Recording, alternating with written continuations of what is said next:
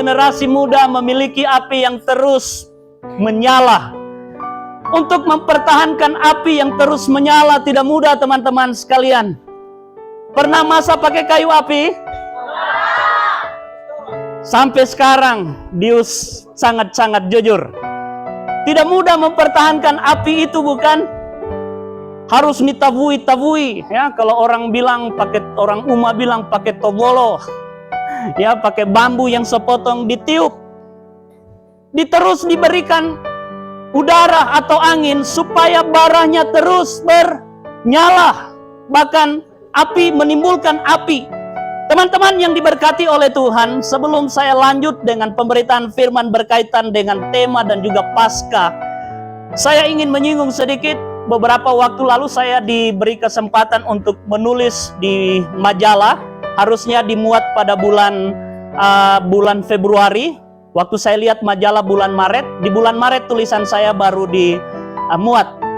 Saya mengangkat tema di sana tentang berubah. Saya ingin mulai malam hari ini berbicara tentang bagaimana sebenarnya sebuah perubahan.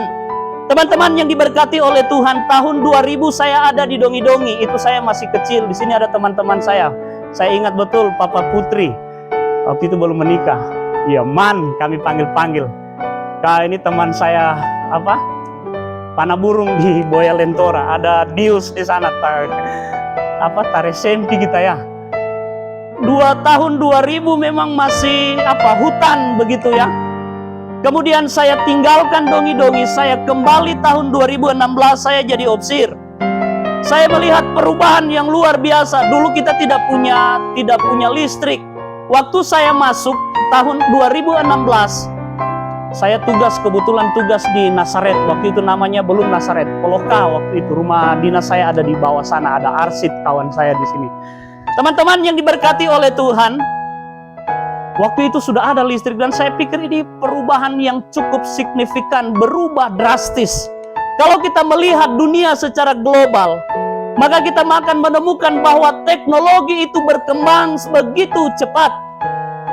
Ada slide saya ingin kasih lihat teman-teman, beberapa gambar teman-teman yang diberkati oleh Tuhan. Dunia masa kini biasa kita kenal dengan sebutan zaman now. Ya, saya kasih tema begini, Paskah yang mengubahkan, ya boleh balik dulu ke atas. Paskah yang mengubahkan dan menuntun pada api suluh yang terus bernyala. Tidak semua khotbah saya ada di tempat ini. Di slide ini saya hanya perlihatkan beberapa gambar. Ya, boleh lanjut. Sosial media, semua punya sosial media. Ada yang tidak punya? Ada? Semua punya ya? Sosial media kita semua punya teman-teman sekalian. Tahun 2000 di Dongi-Dongi tidak ada. Tidak ada, kami punya kerja malam itu hanya balobe totu. Ada dengar kodok yang bunyi pangpung, pangpung. Ya, kalau habis hujan itu bunyi, itu kami punya kerja. Kalau sekarang saya pikir mungkin tidak ada. Kalaupun ada jarang. Kenapa? Karena kita lebih nyaman dengan dunia ini atau media sosial ini. Boleh lanjut? Ada IG, orang bilang. Siapa yang punya IG? Ada atau ada yang tidak punya IG? Ada? Oh, ada JP. Masih ada ya?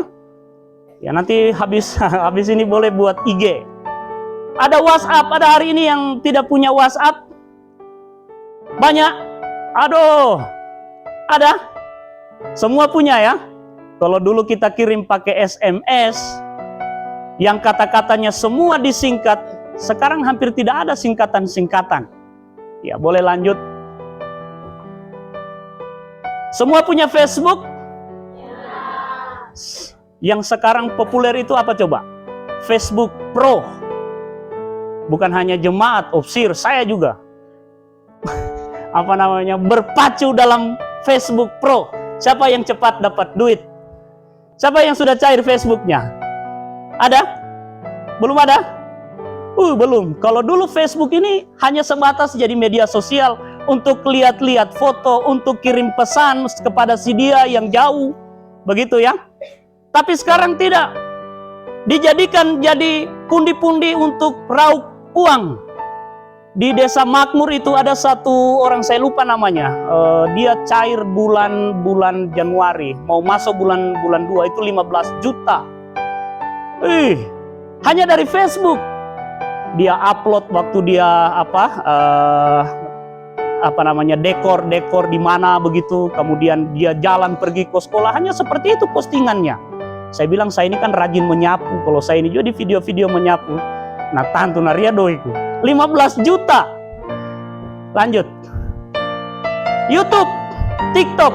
Hampir semua kita sudah punya YouTube, punya TikTok.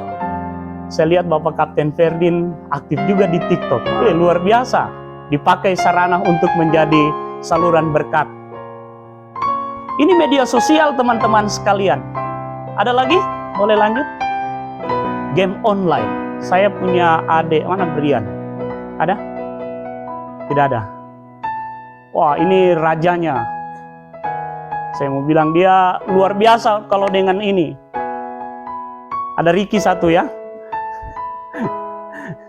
Game online.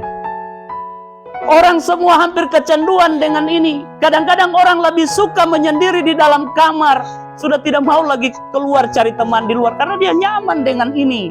Game online. Ini bicara tentang perubahan teman-teman sekalian. Tahun 2000 belum ada yang begini. Kalaupun ada, kita punya kerja apa coba? Rental PS2.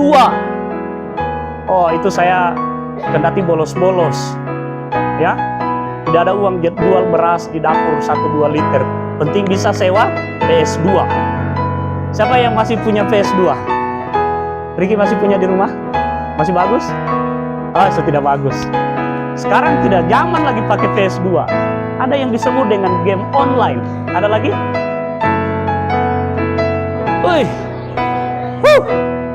Siapa yang sudah terlalu jauh dengan ini? Sudah sampai di mana? Singapura? Lawannya orang mana?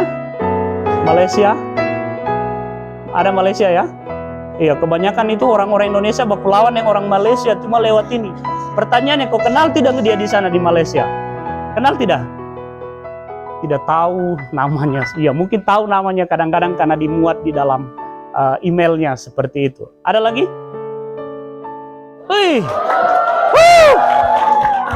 Kalau tepuk tangan berarti ini game yang lagi booming. PS2 tidak ada apa-apanya. Iya kan? PS2 tidak ada apa-apanya dibanding dengan ini. Luar biasa ini game ya. Saya pun kadang-kadang di kamar, kadang-kadang istri saya bilang, kenapa cepat habis data? Dia kesenyum-senyum saja. Biasa saya sedikit ke sini atau yang tadi. Ada lagi? Saya mau bilang, banyak orang muda jadi pengikut Dewa Zeus. Betul tidak?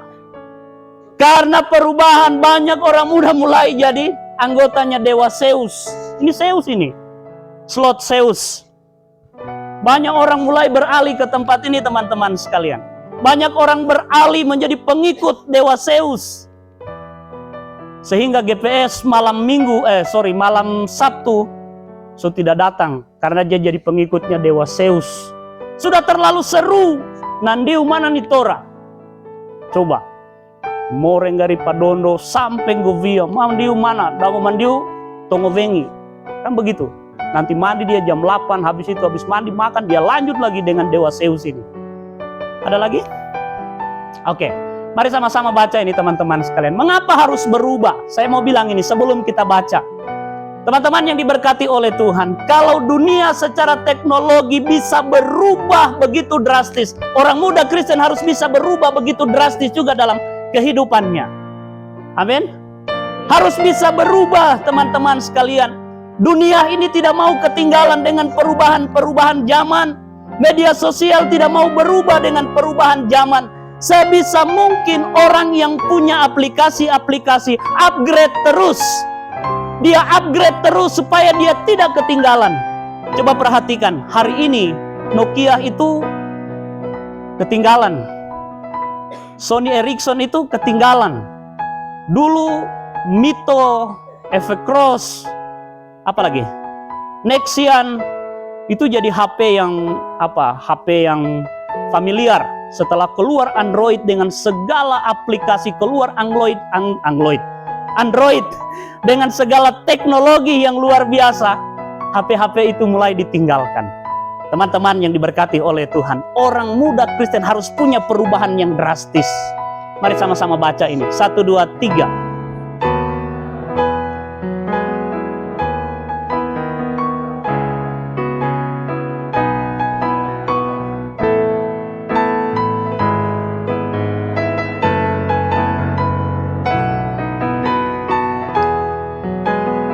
Janganlah kamu menjadi serupa dengan dunia. Mengapa kita harus berubah? Alkitab bilang jangan jadi sama.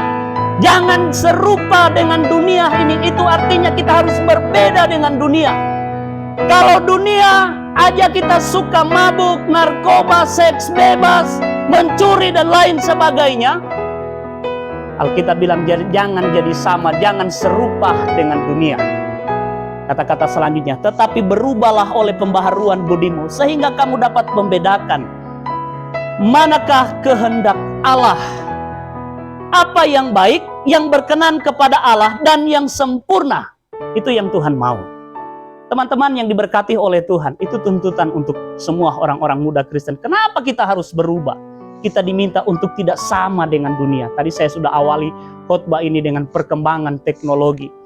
Yang punya aplikasi itu tidak mau ketinggalan. Orang Kristen pun jangan sampai ketinggalan. Orang muda Kristen yang disebut sebagai tiang-tiang gereja. Saya bilang bukan hanya jadi tiang gereja. Orang-orang muda itu pemikir gereja. Karena kalau kita lihat kita punya orang-orang tua, tokoh-tokoh gereja. Mereka sudah lansia, teman-teman sekalian. Siapa yang jadi pemikir-pemikir gereja? Kita bukan hanya tiang, tetapi kita jadi pemikir di dalam gereja. Tapi kalau kita sama dengan dunia, kita tidak sanggup menjadi pemikir-pemikir di dalam gereja, maka gereja kita akan jadi ketinggalan. Iman kita pun akan semakin hari akan ketinggalan. Ada lagi? Ya, boleh tindih satu kali lagi. Apa yang mengubahkan kehidupan kita? Apa yang mengubahkan kehidupan kita, teman-teman sekalian? Mari perhatikan gambar ini. Cinta dan pengorbanan. Amin. Inilah yang mengubahkan kehidupan kita sebagai orang Kristen. Cinta dan pengorbanan. Cintanya yang besar, dia mau korbankan dirinya di atas kayu salib untuk mengubahkan kita. Saya mau bilang dosa itu utang di hadapan Tuhan. Kalau utang berarti harus dibayar. Pertanyaannya, siapakah yang sanggup bayar utang dosa? Ada yang sanggup? Seberapa banyak uangmu, seberapa banyak hartamu, seberapa jenius engkau, tidak akan pernah bisa bayar hutang dosa. Tetapi Dia yang datang terpaku di atas kayu salib, Dialah yang bayar hutang dosa itu. Rasul Paulus bilang, hanya karena kasih karunia engkau diselamatkan. Cinta dan pengorbanan, ini kayak judul sinetron. Ada yang lagi begini hatinya, cinta dan pengorbanan. Tadi malam saya lagi baca status, saya lupa namanya, itu orang muda kami di distrik 2. Dia bilang begini, jangan terlalu bawa kalau aku bukan tujuanmu, jangan terlalu bawa aku jauh. Waktu saya baca, aduh, kasihan betul. Kalau aku bukan tujuanmu, jangan bawa aku terlalu jauh. Tapi malam hari ini tujuan kita Tuhan, dan kita mau dibawa lebih dekat, lebih jauh dengan Tuhan. Amin. Kenapa? Karena cinta dan pengorbanannya. Masih ada? Yohanes 3 ayat 16. Saya kasih gambar salib sama dengan love.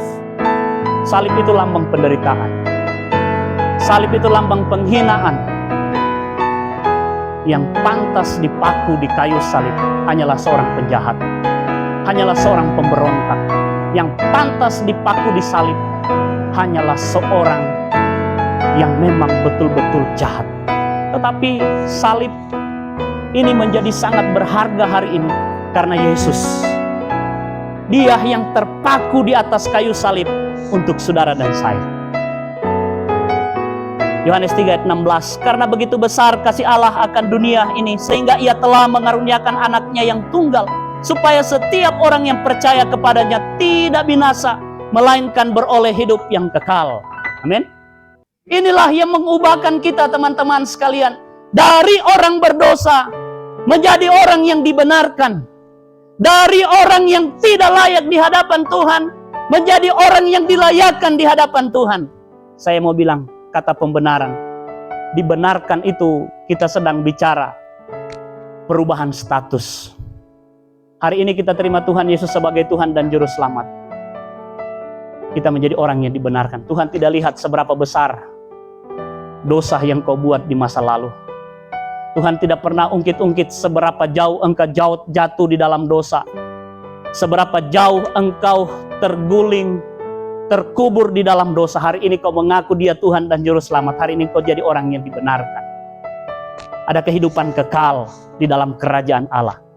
Hidup hari ini punya batas, teman-teman sekalian. Alkitab bilang 70, 80 kalau kuat. Selebihnya adalah, itu artinya kehidupan di dunia ini punya batas. Itu artinya kehidupan di dunia ini akan berakhir. Maka Tuhan berikan kehidupan kekal melalui pengorbanannya di atas kayu salib. Ada lagi? 1 Korintus 15 ayat 17. Dan jika Kristus tidak dibangkitkan, maka sia-sialah kepercayaan kamu dan kamu masih hidup dalam dosa. Ini yang mengubahkan kita. Salib, kematian di atas kayu salib tanpa kebangkitan bukanlah keselamatan.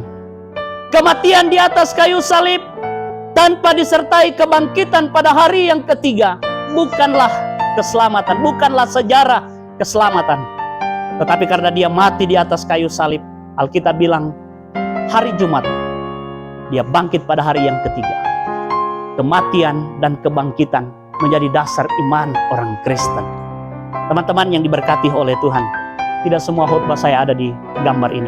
Saya ingin aja kita baca Yohanes 20, 24 hingga 29. Yohanes 20 ayatnya yang ke-24 hingga ayat yang ke-29. Saya membacanya dari terjemahan baru 2.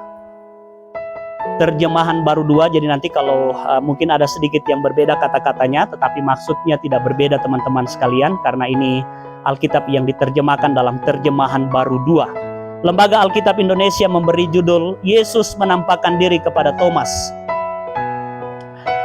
Thomas, salah seorang dari ke-12 murid itu, yang disebut Didimus, tidak ada bersama-sama ketika Yesus datang. Jadi kata murid-murid yang lain itu kepadanya, kami telah melihat Tuhan. Namun Thomas berkata kepada mereka, sebelum aku melihat bekas paku pada tangannya, dan sebelum aku menaruh jariku ke dalam bekas paku itu, serta menaruh tanganku ke lambungnya, sekali-kali aku tidak akan percaya. 8 hari kemudian murid-murid Yesus berada kembali dalam rumah itu, dan Thomas bersama mereka. Sementara pintu-pintu terkunci, Yesus datang dan berdiri di tengah-tengah mereka dan berkata, damai sejahtera bagi kamu. Kemudian Ia berkata kepada Thomas, taruhlah jarimu di sini dan lihatlah tanganku, ulurkanlah tanganmu dan taruhlah ke lambungku. Jangan engkau tidak percaya lagi, melainkan percayalah. Thomas menjawab Dia, ya Tuhanku dan Allahku. Kata Yesus kepadanya, karena engkau telah melihat aku, engkau percaya. Berbahagialah mereka yang tidak melihat namun percaya. Teman-teman yang diberkati oleh Tuhan, untuk supaya api suluh itu terus bernyala dalam diri kita, saya ingin ajak kita masuk dalam kisah seorang yang bernama Thomas. Teman-teman yang diberkati oleh Tuhan, kematian Kristus di atas kayu salib sepertinya menjadi duka besar bagi para murid. Sepertinya menjadi sesuatu tragedi yang betul-betul memilukan bagi para murid.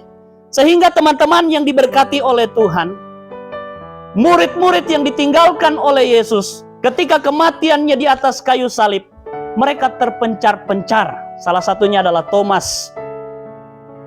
Teman-teman yang diberkati oleh Tuhan, bukan Thomas ya. Di ayatnya yang ke-25 dikatakan, sebelum aku melihat bekas paku pada tangannya, dan sebelum aku mencucukkan tangan ke dalam lambungnya, sekali-kali aku tidak percaya. Ini Thomas, teman-teman sekalian. Dengan mantapnya dia mengatakan, sebelum aku melihat bekas paku pada tangannya, Dan sebelum aku mencucukkan tangan ke dalam lambungnya, sekali-kali aku tidak akan percaya. Teman-teman yang diberkati oleh Tuhan, Thomas itu ikut Tuhan kurang lebih 3 tahun dalam pelayanan Yesus. Kurang lebih 3 tahun. Dia melihat bagaimana Yesus melakukan mujizat. Dia melihat bagaimana Yesus memberitakan tentang penderitaannya. Dia melihat, dia mendengar bagaimana Yesus memberitakan bagaimana dia mati dan bagaimana dia bangkit.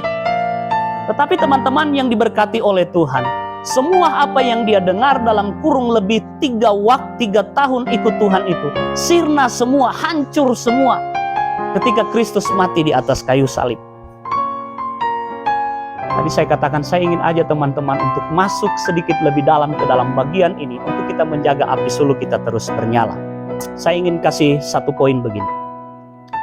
Thomas meragukan kebangkitan Tuhan di ayat 24 dan 25. Tetapi Thomas, seorang dari ke-12 murid itu yang disebut Didimus, tidak ada bersama-sama mereka ketika Yesus datang ke situ. Maka kata murid-murid yang lain itu kepadanya, kami telah melihat Tuhan. Tetapi Thomas berkata kepada mereka, sebelum aku melihat bekas paku pada tangannya, dan sebelum aku mencucukkan jariku ke dalam bekas paku itu, dan mencucukkan tanganku ke dalam lambungnya, sekali-kali aku tidak percaya. Teman-teman yang diberkati oleh Tuhan, Thomas dalam bahasa Ibrani itu Toam, atau yang artinya kembar. Dalam bahasa Yunani berbunyi Didimus. Itu yang kita baca tadi. Ketika dia dipanggil Didimus itu dalam bentuk bahasa Yunaninya, teman-teman sekalian. Saya coba cari tahu kenapa Thomas jadi orang yang ragu-ragu percaya kepada Tuhan. Tadi saya katakan kurang lebih 3 tahun ikut Tuhan. Lihat mujizat, lihat pengajaran, lihat pemberitaan. Yesus berulang-ulang kali menyampaikan kepada mereka, kepada murid-murid, dan salah satu dari murid itu adalah Thomas. Dia akan mati di Yerusalem dan dia akan bangkit pada hari yang ketiga. Ternyata teman-teman sekalian, saya temukan begini. Ada 3. Yang pertama, konsep Thomas tentang Mesias. Konsep Thomas tentang Mesias masih terkontaminasi dengan ajaran Yahudi. Ajaran yang ditekankan oleh guru-guru Yahudi, yang menekankan bahwa Mesias datang dengan kemegahan, bukan dengan penderitaan. Ini yang ada dalam konsep pikiran Thomas, yang dia tahu Mesias bukan datang dengan penderitaan, tetapi dia datang dengan kemegahan. Karena hari itu Israel tidak sedang dalam keadaan merdeka. Hari itu Israel tidak sedang dalam keadaan yang bebas, tetapi mereka sedang ada dalam jajahan orang Romawi. Dan mereka berharap Mesias yang datang melepaskan mereka dari jajahan orang Romawi. Ternyata itu salah satu konsep yang tertanam dalam pikiran Thomas, sehingga dia menjadi ragu-ragu, tidak percaya kepada Tuhan. Kenapa Mesias yang selama ini diberitakan oleh guru-guru Yahudi, Mesias yang datang membebaskan, kenapa bisa mati di atas kayu salib? Itu yang ada dalam pikiran Thomas, teman-teman sekalian. Yang kedua, saya temukan begini. Tampaknya Thomas terpengaruh dengan adanya ajaran yang meragukan kebangkitan orang mati. Contoh, ajaran orang Saduki yang tidak percaya tentang kebangkitan orang mati. Matius 22:23. Pada hari itu datanglah kepada Yesus beberapa orang Saduki yang berpendapat bahwa tidak ada kebangkitan. Ternyata konsep yang kedua ada dalam pikiran Thomas. Dia terancuni, dia terkontaminasi dengan ajaran-ajaran orang-orang Saduki. Orang-orang Saduki tidak percaya akan adanya kebangkitan. Itu yang tertanam dalam pikiran Thomas.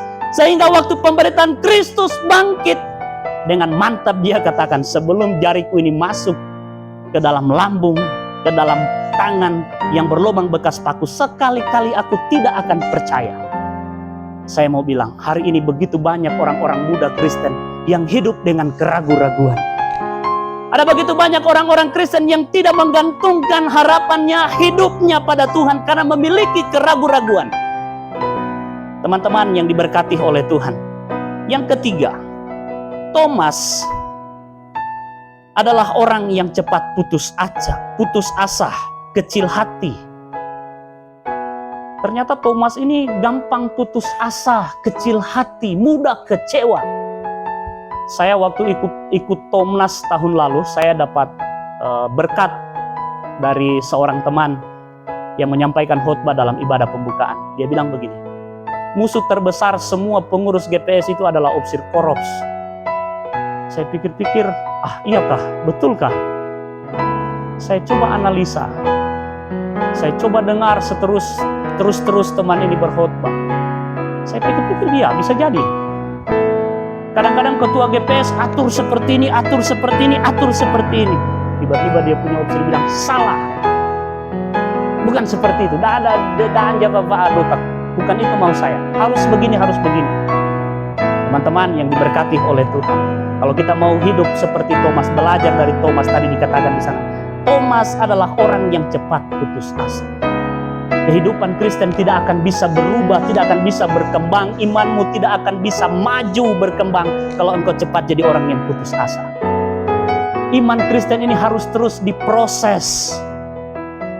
Iman Kristen ini untuk sampai pada titik dia bertumbuh, berkembang, melewati sebuah proses, teman-teman sekalian. Kalau kita lihat Thomas dalam catatan yang coba saya tulis tadi, Thomas adalah orang yang cepat putus asa dan kecil hati. Dia pesimis, tidak optimis. Ada berapa banyak orang-orang muda Kristen yang sikapnya seperti Thomas, pesimis, tidak optimis. Ketika dapat tugas dari Opsir Korops, ketika dapat tugas dari teman-teman yang lain, langsung yang ada di pikiran, dana malah nikah via, tidak bisa dibuat dan lain sebagainya. Belum dia kerjakan. Teman-teman yang diberkati oleh Tuhan, Thomas menjadi orang yang ragu-ragu percaya kepada Tuhan, dan salah satu sikap yang dimiliki dalam dirinya karena dia menjadi orang yang cepat putus asa dan dia pesimis. Teman-teman yang diberkati oleh Tuhan, untuk bisa menjaga api suluh ini terus bernyala, maka jangan jadi orang yang ragu-ragu percaya kepada Tuhan. Amin.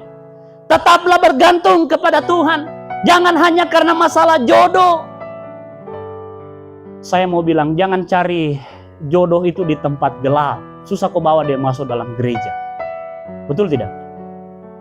Jangan cari jodoh yang sukanya minum saguer dari pagi sampai pagi. Betul ini? Susah kau bawa dia masuk dalam gereja. Waktu dia nalangu saja gombalnya bagus. Coba waktu dia sadar aja dia bagombal. Mana berani dia? Gak berani dia. Tapi waktu dia mabuk, sedangkan papamu kita lewat. Ada yang begitu? Sedangkan papamu kita lewat, apalagi cuma mamamu. Tapi waktu dia sadar, udah abi aku leh. Apalagi nih kita apa kumis. Iya, kumis. Apalagi nih kita kumis papamu, udah abi aku.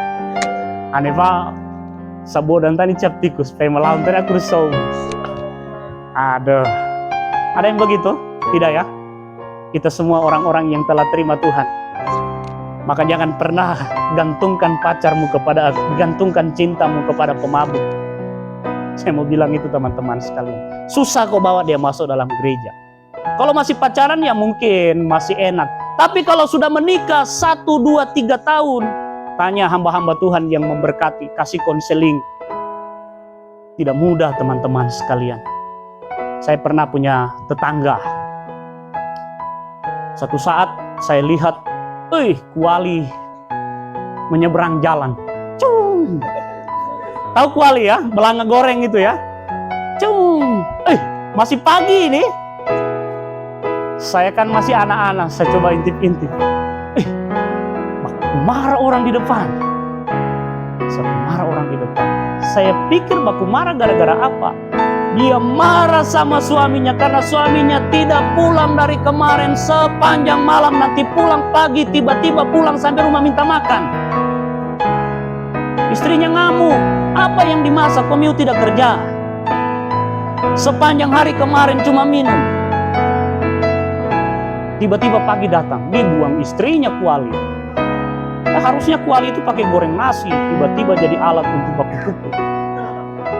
Teman-teman yang diberkati oleh Tuhan, itu mungkin cerita yang mungkin sering kita dengar dan lain sebagainya. Tetapi saya mau bilang, sebagai orang muda Kristen yang mau berubah dan terus menjaga api suluh yang terus bernyala, tadi saya katakan, maka gantungkan hidupmu, harapanmu kepada Tuhan. Jangan cari jodoh di tempat gelap, jangan cari jodoh pemabuk, jangan cari jodoh orang-orang yang hidup dalam narkoba, jangan. Tapi cari jodoh orang-orang yang pelayanan. Saya senang ada beberapa suami istri di sini pelayanan. Papa Putri, Mama Putri, ada berapa ini ya. Ini mereka dari dulu. Cari yang begitu teman-teman sekalian. Sama-sama di dalam gereja. Pelayanan. Jangan cari di luar.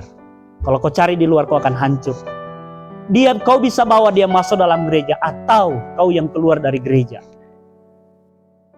Yang kedua teman-teman sekalian, apa yang kita pelajari dari seorang yang bernama Thomas? Perhatikan 26 ayat 26 hingga 29. 8 hari kemudian, murid-murid Yesus berada kembali dalam rumah itu dan Thomas bersama-sama dengan mereka.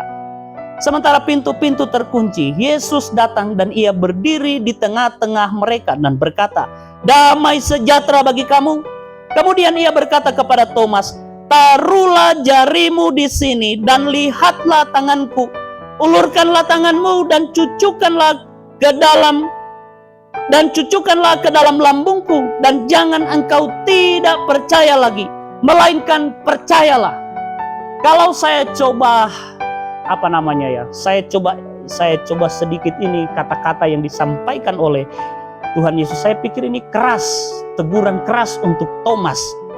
Ingat, Thomas ikut Tuhan itu kurang lebih 3 tahun dalam pelayanan Tuhan Yesus. Itu artinya tadi saya katakan, dia selalu lihat mujizat, dia lihat dia dengar pengajaran, dia dengar pemberitaan bagaimana Yesus menderita, bagaimana Yesus bangkit.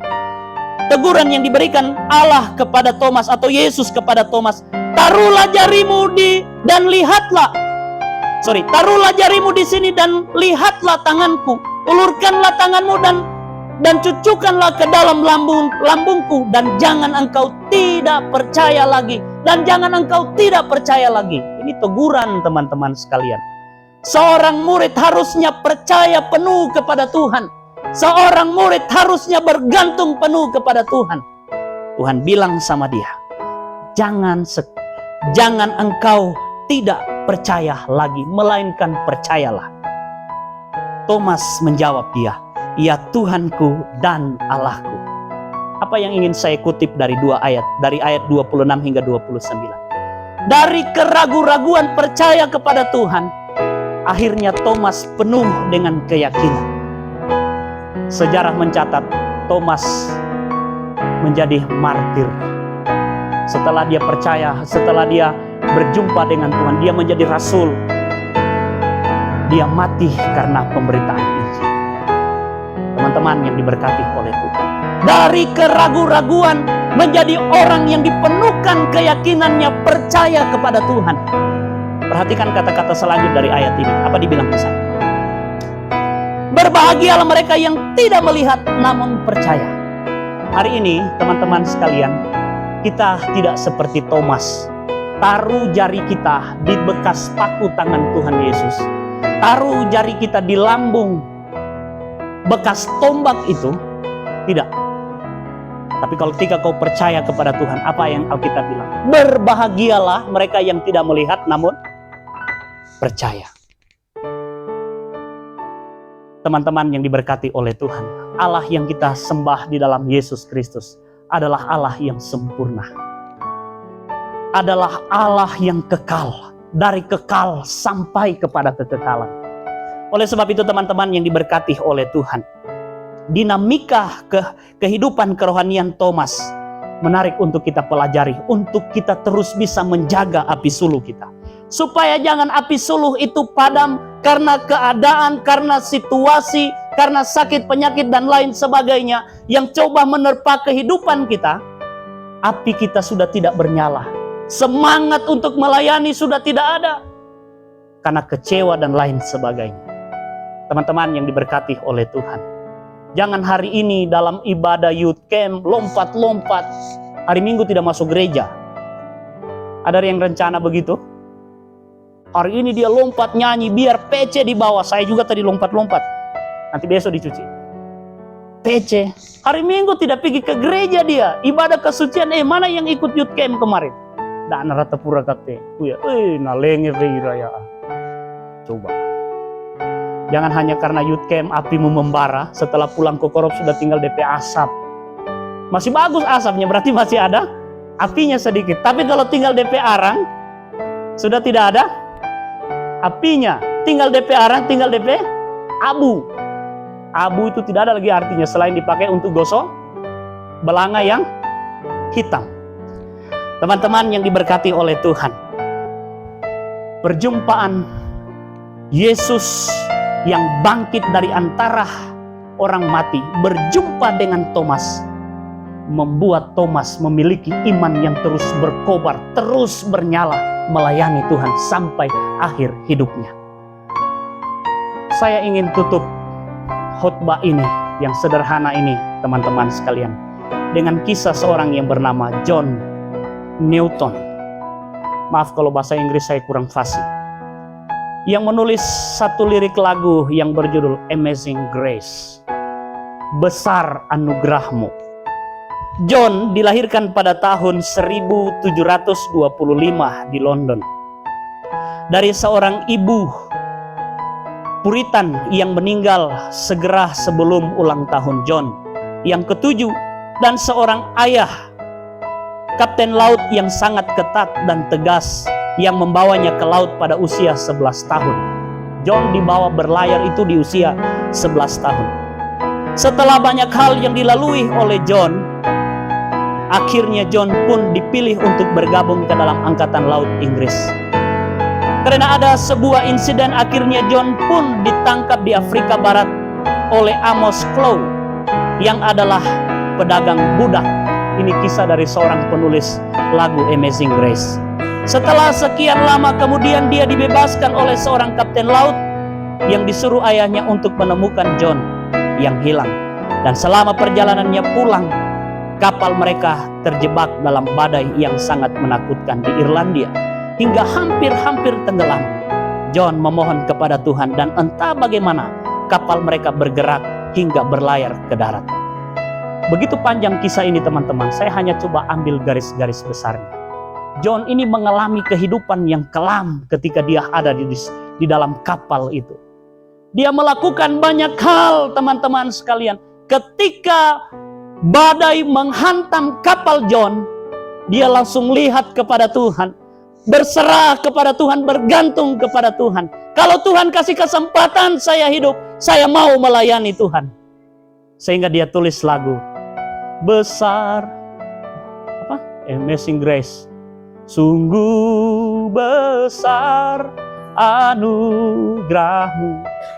Teman-teman yang diberkati oleh Tuhan, saya mau bilang, kalau kita ada di lapangan ini, bukan karena hebatnya kita. Amin. Bukan karena kuatnya kita. Bukan karena susunan acara yang dirancang sedemikian rupa oleh panitia dan hamba-hamba Tuhan. Kalau teman-teman bisa bertahan dari hari yang pertama hujan deras tadi dicerita sampai hari ini, semua hanya karena kasih karunia Tuhan. Semua hanya karena anugerah Tuhan. Hanya karena anugerah Tuhan, saya dan teman-teman ada di tempat. Saya ingin tutup khotbah ini. Kita ingin nyanyi satu pujian yang mengatakan, kasih yang terindah. Mungkin ada teman-teman yang ingin berdoa. Di sini tidak ada bangku anugerah teman-teman sekalian. Mungkin teman-teman ingin berdiri di depan. Sini ada hamba-hamba Tuhan yang siap mendoakan teman-teman sekalian. Ada hamba-hamba Tuhan yang siap menumpangkan tangan kepada teman-teman sekalian, memohon berkat untuk teman-teman sekalian malam hari ini. Jangan biarkan dirimu dikuasai oleh kedinginan malam hari ini.